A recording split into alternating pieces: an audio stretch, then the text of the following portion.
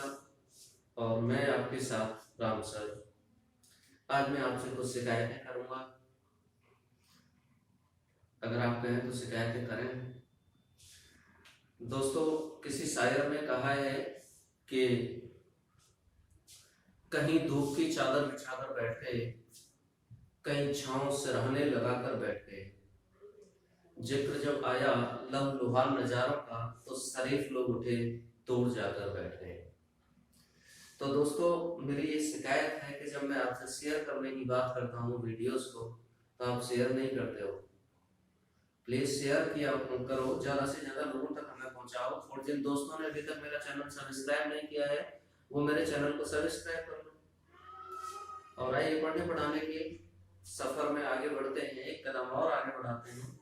पिछले इंग्लिश के वीडियो में मैंने आपको बताया था नाउन के फंक्शंस एंड रिलेशंस का वीडियो चल रहा है, और उसके मैंने पहले पार्ट में आपको बताया था कि सब्जेक्ट टू द वर्ब और ऑब्जेक्ट टू द वर्ब। तो आज के वीडियो में उससे आगे बढ़ते हैं। तो अगला देखते हैं, यानी तीसरी चीजें हम यहां लेके चलेंगे, complement to the verb. Complement to the verb. तो डियर फ्रेंड्स, कंप्लीमेंट का मतलब क्या होता है? कंप्लीमेंट का मतलब होता है जो किसी को कंप्लीट करते हैं। अब कंप्लीट किसको करेगा?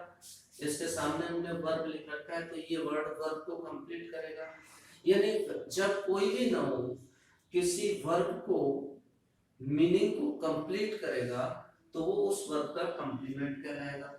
एग्जांपल से समझते हैं भाई। जरा देखो, मैंने लिखा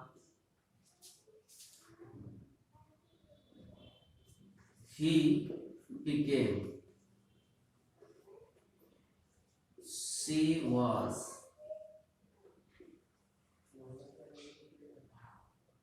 they were, you are। अभी यहाँ हम देखें तो ये सारे के सारे सेंटेंसेस में वर्ब मैंने छोड़ा है, became, was, were और are। ठीक सब। अब मुझे ये बताइए कि ये मीनिंग पूरा है वर्ब का? वह हुआ क्या, सी वाज वह था क्या, दे वर वे थे क्या, यू आर तुम हो कौन। तो अभी इन वर्ब के बाद जो भी वर्ड आएगा, मैंने आपको एक बात बताई थी कि जब कभी भी कॉम्प्लीमेंट की हम बात करेंगे, या जब कभी भी हम जो है ऑब्जेक्ट की बात करेंगे, तो वहां नाउन या इक्विवेलेंट नाउन का यूज करेंगे। चलिए मैं लिखता हूँ यहाँ, इनको कंप्लीट करता हूँ। मैंने एक नाउन लिखा है यहाँ डॉक्टर, मैंने यहाँ लिखा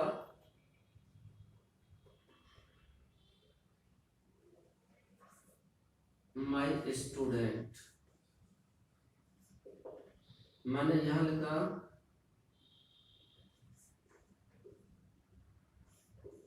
पुअर,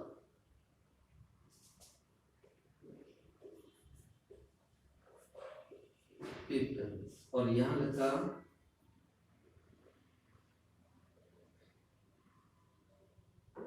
स्टूडेंट। अब यहाँ देखिए बेटा, ये सेंटेंसेस में मैंने कहीं गलतियां कर दी हैं क्या? सब में चेक कर लेते हैं एक बार। ही बिकम डॉक्टर, ये मुझे थोड़ा कहीं अटपटा सा लग रहा है। शी वाज माय स्टूडेंट, ये सही लग रहा है। दे वर पुअर पीपल, ये भी सही लग रहा है। यू आर स्टूडेंट, यहाँ भी मुझे कुछ गलत लग रहा है। तो यहाँ मैं दो बातें आपको बताने जा रहा हूँ कि एक तो कॉम्प्लीमेंट टू द वर्ब में क्या होगा, यानी वह वर्ड जो किसी वर्ब के बाद आकर के उसके मीनिंग को कंप्लीट कर देगा, वो उस वर्ब का कंप्लीमेंट हो जाएगा। यानी मैं यहाँ शॉर्ट में लिखे दे रहा हूँ, the noun which completes the meaning of a verb is called complement to the it's called complement to the verb. Okay sir, अब यहां थोड़ा सा ये डिस्कस कर लें कि यहां क्या एरर आया।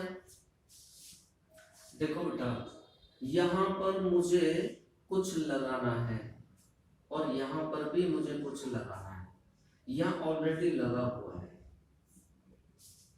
ठीक है सर, बेटा एक चीज यहां मैं और बता देता हूं आपको, हमेशा याद रखना है कि अगर कोई भी कंप्लीमेंट, कोई भी नाउन अगर कंप्लीमेंट बन के आ रहा है और वो कंप्लीमेंट जो है सिंगुलर है और काउंटेबल है, जो सिंगुलर और काउंटेबल है वो हमेशा बेटा अपने से पहले इंडेफिनिट आर्टिकल लेगा, ए या एन लेगा। ठीक है, या किसी को हमने पहले डिफाइन कर लिया है तो डेफिनेट आर्टिकल लेगा, या फिर कोई डिटरमिनर लेगा। यानी मेरा कहने का मतलब यह है कि when a noun is used as a complement it always takes a determiner before it. यानी जब किसी भी नाउन का यूज हम जो है कंप्लीमेंट की तरह करेंगे काउंटेबल नाउन का, तो वो अपने से पहले कोई ना कोई डिटरमिनर लेगा। ये एरर बनेगा, तो चलो इसको सही कर लेते हैं। यानी यहां पर अगर मैं ए लगा दूं, मैं सेंटेंस को लिखूं ही बिकेम अ डॉक्टर, तो ये मतलब बिल्कुल सही हो जाएगा। और यहां देखो मैं या तो लिखूं यू आर अ स्टूडेंट या you are very sincere student, तो दोनों तरह से सही हो जाएगा। चलो मैं ये लिख देता हूं यू आर अ स्टूडेंट। बेटा ये डिटरमिनर्स पर हम आगे चर्चा करेंगे अगले वीडियो में, क्योंकि यहाँ हम फंक्शन नाउन के फंक्शंस को जान रहे हैं, हम नाउन का पता ढूंढ रहे हैं कि नाउन सेंटेंस में कहाँ छिपा बैठा होता है और हमें कहाँ से नाउन के एरर को निकालना होता है। तो ये डिटरमिनर्स पर बाद में बात करेंगे। अभी फिलहाल आप इतना ध्यान रखेंगे कि अगर किसी भी नाउन का यूज हम ऐसे कंप्लीमेंट करेंगे और वो नाउन कैसा है, काउंटेबल है या कॉमन नाउन है, तो हम उससे पहले डिटरमिनर का यूज करते हैं। विस्तार से चर्चा करेंगे जब उस सेगमेंट पे जाएंगे। ठीक है, चलिए मैं मिटा देता हूं इसको, अगले फंक्शन पर आते हैं।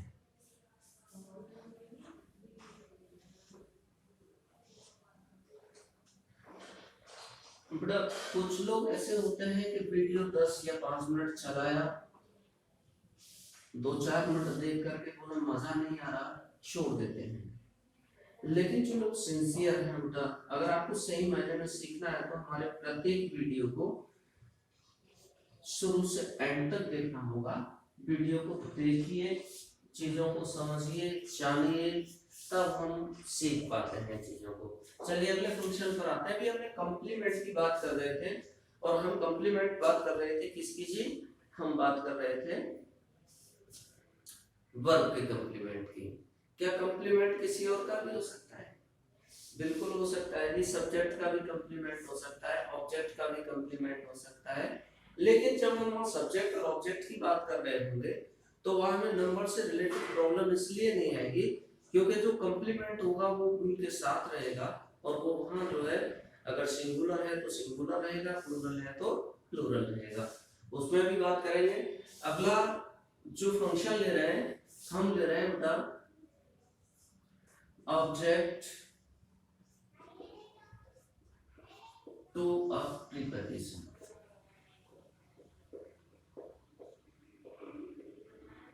ये बहुत इंपॉर्टेंट आपका पार्ट रहेगा इंग्लिश में। ऑब्जेक्ट टू ए प्रीपोजिशन ये फंक्शन है नाउन का। अभी आप देखिए एक नाउन का टॉपिक आपको कहां से कहां तक लेके जाता है, ये चीज आप समझिएगा, क्योंकि यही टॉपिक नाउन का जो ये टॉपिक है, यही टॉपिक आपके लगभग 50% इंग्लिश कवर कराएगा। चलिए object to a preposition example उसमें लिखता हूं, देखिएगा सी lives in America.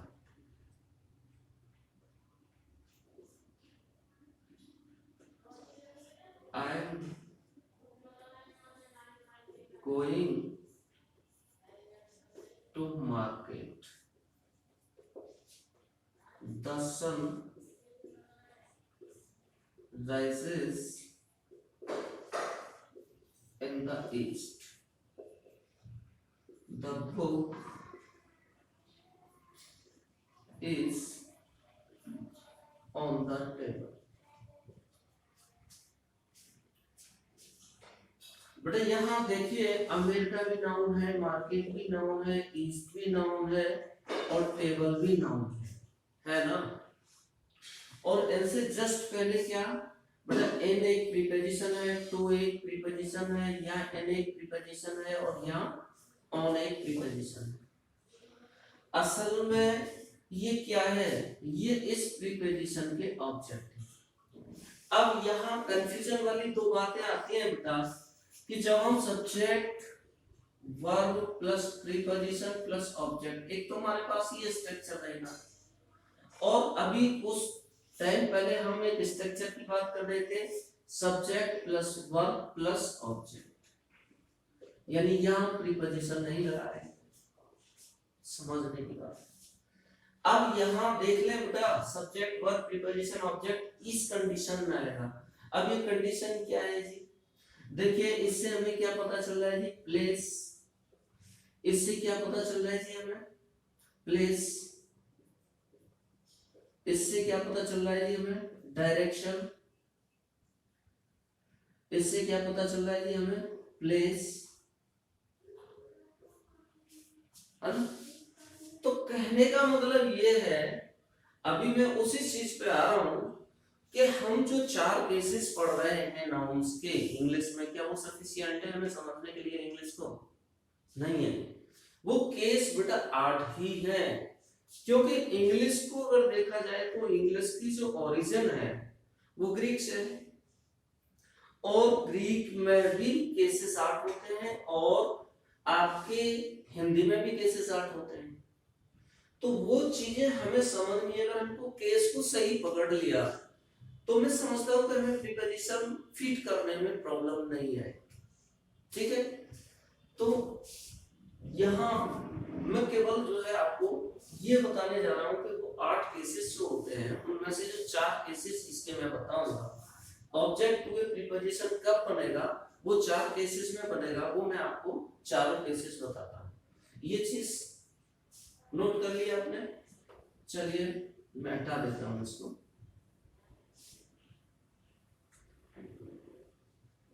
बेटे सबसे पहले तो मैं आपको ये बताना चाह रहा हूं कि हम जो सब्जेक्ट वर्ब और ऑब्जेक्ट वाली जो सिचुएशन होगी, यानी सब्जेक्ट वर्ब और ऑब्जेक्ट वाली जो सिचुएशन होगी, ये सिचुएशन कब होगी बेटा, जब आपका वर्ब जो है व्हाट का आंसर चाहता है।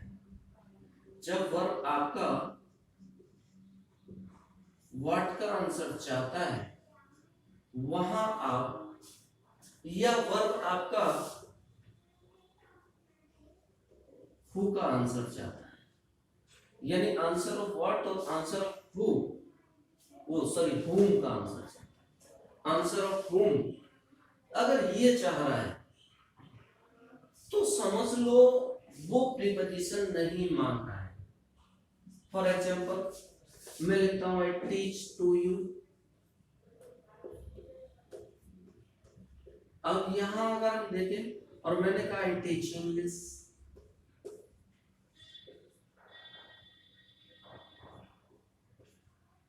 तो यहां अगर हम देखें तो यहां टीच क्या है, आई टीच व्हाट, आंसर मिला इंग्लिश। मैंने कहा आई टीच हूं, तो आंसर मिला यू, तो यहां पर टू का यूज नहीं होगा, क्या आएगा, आई टीच यू। तो ये चीज समझ में आई कि नहीं आई, क्लियर हो? अब हम देखने जा रहे हैं ऑब्जेक्ट टू प्रीपोजिशन को, तो ये सिचुएशन कब बने, ठीक है, मिटाए इसको।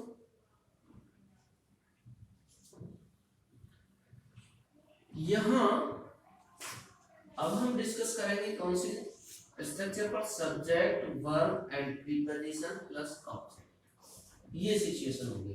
तो यहाँ ये जो ऑब्जेक्ट होगा वो क्या होगा, इस प्रीपोजिशन का होगा कि नहीं होगा, वही ऑब्जेक्ट हुए, यानी कोई भी नाउन जब किसी प्रीपोजिशन के बाद आता है तो वो उस प्रीपोजिशन का ऑब्जेक्ट कहलाता है। ठीक है सब, चलिए देख लेते हैं। यहां हम बात करें इस सिचुएशन की, तो यहां बताइए ये सिचुएशन बनेगी हमारे 4 केसेस में। फर्स्ट एक तो बेटा एब्लेटिव केस में बनेगी, सेकंड बेटा बनेगी इंस्ट्रूमेंटल केस में,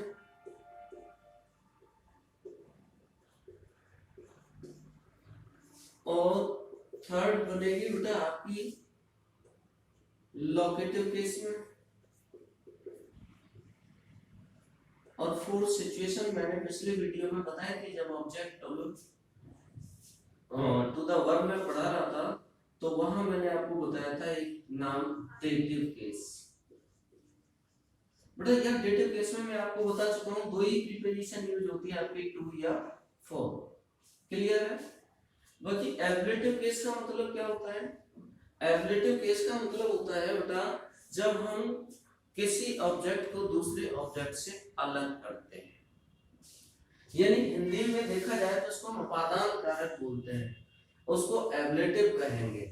फॉर एग्जांपल यहाँ जो एब्लेटिव केस में जो प्रीपोजिशन यूज होते हैं वो बेटा फ्रॉम और ऑफ होते हैं। कौन से होते हैं? फ्रॉम या ऑफ। एग्जांपल के तौर पर आप नोट कर सकते हैं, the Ganga comes from Himalaya. The Ganga comes from Himalaya।